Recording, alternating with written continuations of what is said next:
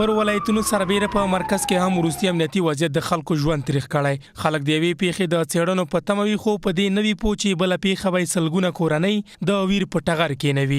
د وروستي امنیتي وضعیت د ولس سربیره د ولس له استازو هم لاره ورکه کړې. دلته په ولسي جرګه او ولایتي شوراګانو کې د ختیځو ولایتونو د خلکو استازي او قومي مخور په دې موخه راټول شوي څو د وروستي امنیتي وضعیت په اړه خپلې اندېښنې له رسنیو سره شریکې کړي. دوی په دې راټولېدنه کې په کابل کې وروستی خونړی برید په کلکو ټکو غندي او له حکومته غواړي هغه کړۍ دې له منځه لرې کړي چې د امنیت په کابو کولو کې پاتې راغلي دي. موږ او تاسې په خپله د خپلې قربانۍ سره د خپلې وینې سره او د خپلې کونډې او یتیم سره زیاتی کوو.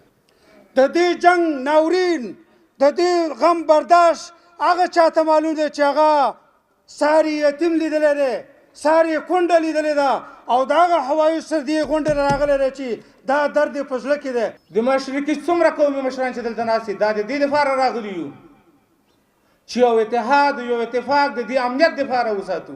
موږ وږي نه یو، موږ د امنیت او د عزت او د ابرو د وطن غوښتونکي چې دلته موږ ته امنیت راشي. ولې دې ورځې څونه جنازې راځي د کابل پیښه دې وګوره، پاسې هغه دې وګوره، داسې حالات روان دي نن دلته سبا هلته.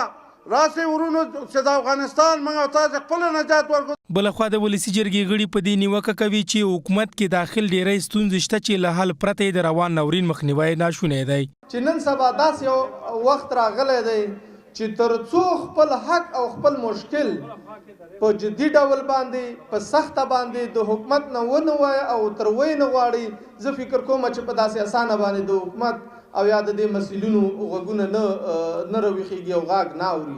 دومره زیات شهیدان موږ لرو چې هغه چا نوم اخلي دام سړي نه هېرېږي، خصوصا چې په ټول افغانستان کې یا په ټول نړۍ مسلمانانو کې شهیدان شوي.